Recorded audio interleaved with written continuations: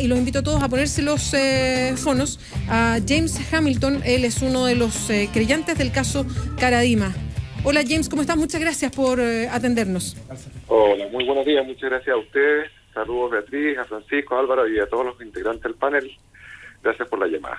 Sí, somos hartos acá, James, para que no se pierda después si todos le empiezan a hacer preguntas. Pero lo primero, estuvimos revisando la publicación del The Clinic, también leímos las declaraciones de Juan Pablo Hermosilla, que es el abogado de ustedes.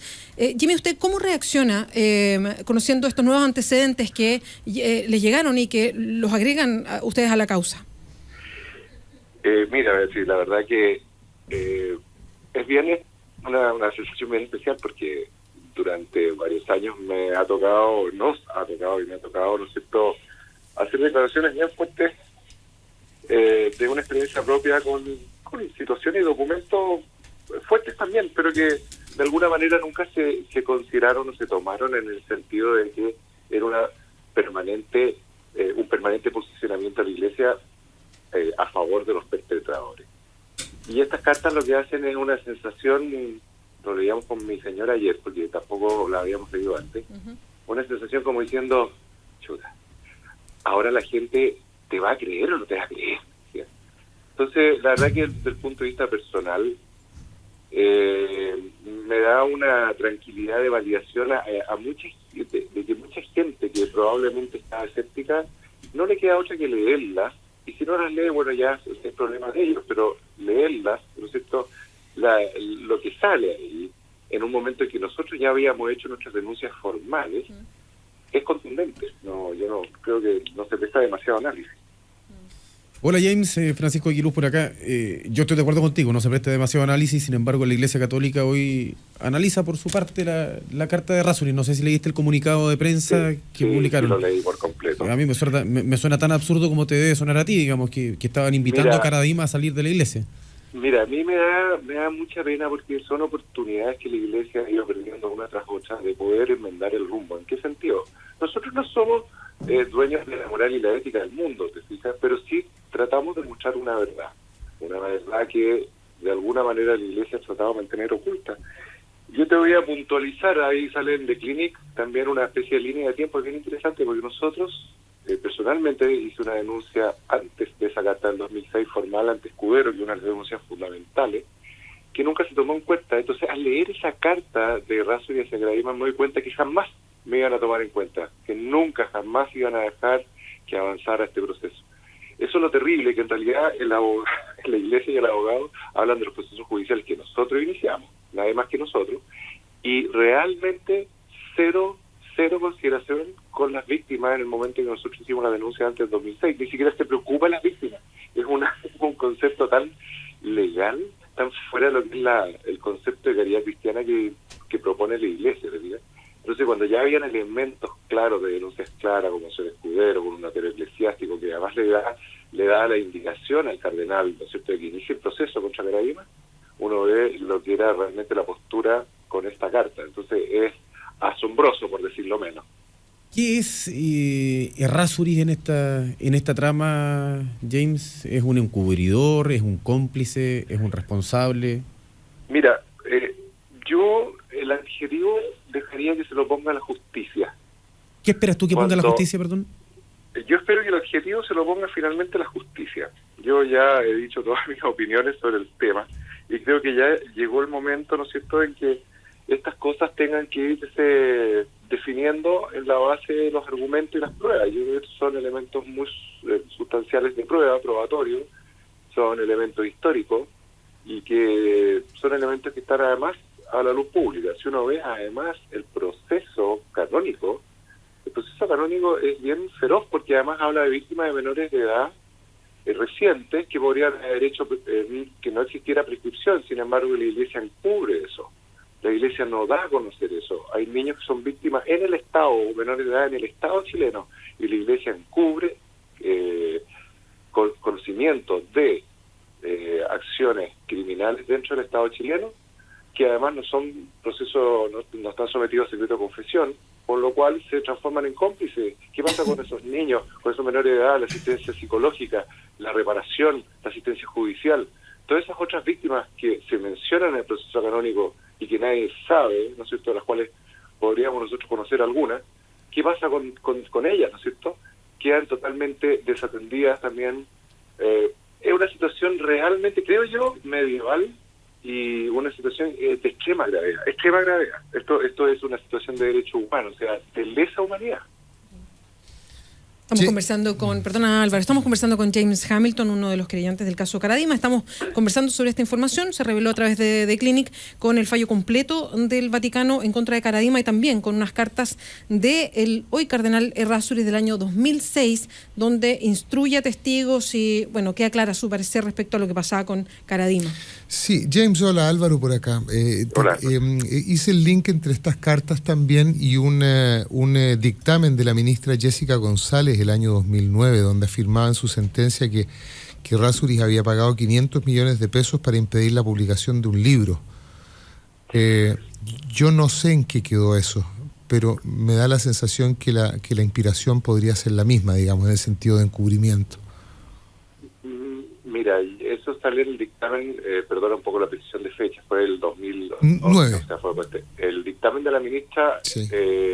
Fue después, porque nosotros iniciamos las denuncias criminales en el 2010, en abril. Entonces, y iniciamos previo a eso la segunda denuncia eclesiástica que le hicimos ante Fermín Donoso el 2009. Entonces, de hecho, todos los inicios, todas las denuncias, toda la búsqueda de verdad, en ningún momento de todo el proceso ha habido ninguna iniciativa de la Iglesia, cero. Todas las puertas cerradas al inicio y nosotros forzamos ese candado, ¿no es cierto?, ese candado, ese cerrojo imbatible, lo forzamos. Y eso también gracias a que hay personas dentro de la Iglesia, sacerdotes y gente buena, que quiere la verdad y quiere limpiar esto, que es un tema, como decía muy bien Juan Pablo Musé ayer, de la jerarquía. Ahora, lo que usted me comenta es algo que la ministra González tuvo en sus manos, decidió no ahondar y que fue recogido de testimonios del mismo Caradima y de su gente. Así que yo no puedo ahondar mucho más. James, yo confieso, yo soy católico. Cuando leí la carta de Errázuriz hablando de la santidad de Caradima, me dio, no sé, como entre tres tritones y mucha desesperanza como seguidor de la doctrina, digamos. ¿Qué le pasa a una víctima cuando lee que se puede acercar a Santo Caradima? ¿Sabes lo que pasa? Que, mira, cuando... No, esto no lo digo dramáticamente, sino que lo digo como una situación también de libertad. Cuando una víctima, ¿no es cierto?, que primero se considera culpable de todo, después no se da cuenta de lo que pasó, después se da cuenta que fue víctima, o sea, que se vive este proceso de muchos años, 10, 20, 30 años a veces, uno, por lo menos en el caso mío, lo primero que uno le ocurre es perder la fe. O sea, de alguna manera uno repudia de esa fe, absolutamente.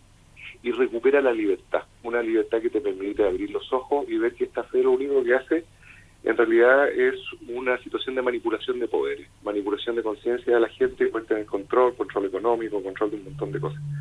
Eso, del momento que tú lo pierdes y lees esto, es solamente reafirmar decisiones de salud mental y humana, y llamémosla espiritual, pero en otro sentido del espíritu, que de alguna manera sencillamente te corroboran el nunca pensar, ¿no es cierto?, en acudir a la iglesia para ningún tipo de proceso, nada, ni bautizo, ni ninguna cosa, ni sacramento, ni participar en nada, porque tú te das cuenta que es una gran hipocresía. Fíjate que la carta, que tú como católico lo tienes que haber sentido, la carta de Vidal Mercurio, lo único que realmente no se preocupa en estas víctimas es que todos hicimos denuncias previas al 2006.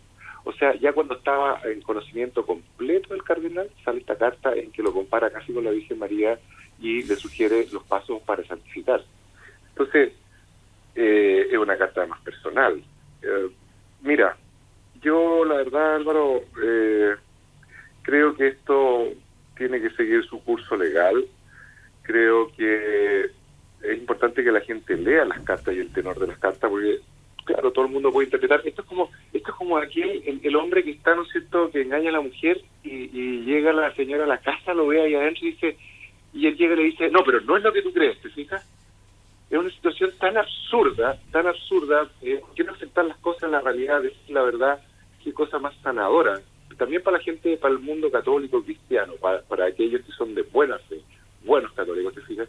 Qué cosa más sanadora podría ser una iglesia que se abre a la verdad, ¿no es cierto?, que reconoce sus faltas, porque la única manera de enmendarse, porque si no se reconoce las faltas, nunca vas a tener realmente los mecanismos de corrección necesarios. Estamos conversando con James Hamilton, uno de los creyentes del caso Caradima. James, cuando uno mira las fechas, y esto viene de tan atrás, y con todo lo que pasó en el momento que ustedes denunciaron, que esto fue a la justicia, que se conoció, que creo que hay un antes y un después del caso Caradima, en cómo se miran estas situaciones, pero después, y estoy hablando de ahora, del 2014 o del 2013, cuando se nombra a Juan Barros como obispo de Osorno, cuando el nuevo Papa Francisco, nombra al cardenal Errázuriz como parte de la jerarquía de la Iglesia que va a hacer cambios a las propuestas de la Iglesia Católica, uno se pregunta si no se aprendió nada. ¿Cómo reacciona usted después de conocer estos nombramientos? Juan Barros, el mismo cardenal Errázuriz por el Papa. Mira, Betty, yo creo que todo lo que tú has comentado prácticamente se responde solo. ¿En qué sentido? En que no es necesario buscar un hilo conductor que no existe. Está todo conectado. Porque finalmente, con la Iglesia, lo que yo aprendí es en lo único que uno tiene que fijarse no son en las palabrerías. Ellos son los príncipes de, como se diría el dicho popular, embolinar la verdad. No. En ellos, en la Iglesia hay que ver cómo actúan en los hechos. Lo único que uno va leyendo bien la Iglesia para no perderse en esta maestría de 2000 años, ¿no es cierto?, de cómo, entre comillas, confundir. Hay que fijarse en los hechos. Y tú has mencionado los hechos. Los hechos no son de corrección, no son de reparación, no son de enmendar rumbo, no son nada. De hecho, yo creo que hasta el momento todo lo que ocurre en torno a la Iglesia, y toda esta especie de fervor popular, ¿no es cierto?, con este Papa misterioso, es exclusivamente elementos de marketing. Solo marketing. Cuando el Papa dice, no, yo perdono a esta mujer que abortó, ¿quién es él para perdonar a nadie? Es una aberración humana. O sea, somos seres iguales, con mismos derechos. La Declaración de Derechos Humanos define todos esos derechos. ¿Quién es él para venir a...? Entonces, todas estas circunstancias, palabrerías, que sencillamente son una especie de chantaje emocional, de manipulaciones mentales, lo que hacen es encubrir lo que es lo real, que son los hechos. Y los hechos son los que tú mencionaste. Barros en Osorno, respaldado por el nuncio, respaldado por el Papa, respaldado por Esati, ¿no es cierto?, el señor cardenal Errázuriz en delegado papal pontificio, dentro del círculo de sus cercanos y del consejero. Tú ves que en Chile no ha habido ningún cambio, cero cambio. Todas las denuncias de pedófilos como Pres, como Ray y todos han sido producto del esfuerzo, el sacrificio sobrehumano a las víctimas. La Iglesia no ha dado ningún paso para superar esto, ninguno. No se confundan, Beatriz. Y hay que hacer lo que tú haces. Irse exclusivamente a los hechos. Los hechos no engañan. James, con estos nuevos antecedentes, ¿ustedes los van a, van a ser parte del proceso judicial? ¿Los van a incorporar? ¿Es parte de la argumentación que van a seguir? Mira, como dijo ayer Juan Pablo, yo voy a hacer eco de él. Nosotros ahora estamos analizando una estrategia y como él bien lo dijo, se acabó la buena onda, entre comillas. Se acabó la actitud, ¿no es cierto?, pausada, confiada, esperando de que enmenden. No, ahora seremos muy respetuosos, pero como dijo Juan Pablo, extremadamente duros. Ya no hay, aquí se acabó la tregua en ese sentido.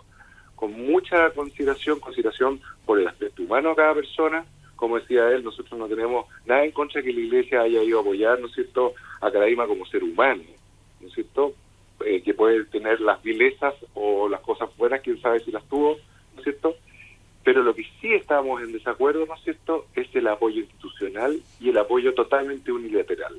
Porque nosotros, las víctimas y las otras víctimas que están desconocidas de este proceso canónico, que se conocen y que son menores de edad, han estado por completo desprotegidas. Y de eso nada menciona la Iglesia ahora en este documento, nada menciona a este abogado. Es penoso que la Iglesia, ¿no es cierto?, se esté escondiendo su sotana detrás de abogados. ¿Por qué no da la cara al señor Estati o alguien? Es una vergüenza nuevamente. Pero nosotros estamos analizando la estrategia a seguir. En eso Juan Pablo es un experto, confiamos plenamente en él. Ha sido de una buena voluntad extrema. Pero estas cartas y esta evidencia, que además tenemos más y que estamos en proceso de análisis, ya no, de alguna manera uno les pierde el respeto como contraparte, no como persona, pero como contraparte, se acabó. James Hamilton, muchas gracias por atendernos esta mañana. Muchas gracias a ti, Beatriz. Y al Un grupo abrazo. Francisco Álvaro, a todos. Chao, Nos vemos, que estés bien. Gracias.